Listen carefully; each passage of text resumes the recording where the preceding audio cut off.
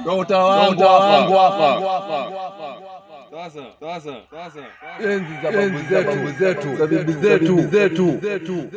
Wanacheza hivi.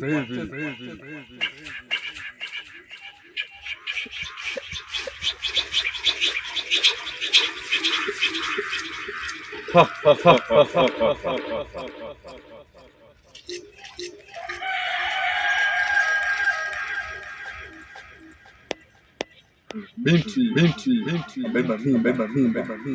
Alafu tumbo damu yake inamsamani sana. Hiyo damu napata mimi.